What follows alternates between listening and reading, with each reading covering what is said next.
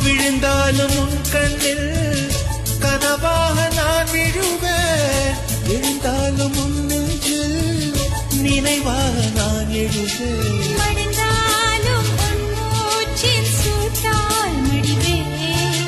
பிறந்தாலும் உன்னையே நான் மீண்டும் சேர்வேன். இனி உன் மூச்சை கடன் வாங்கி நான் வாழுவேன்.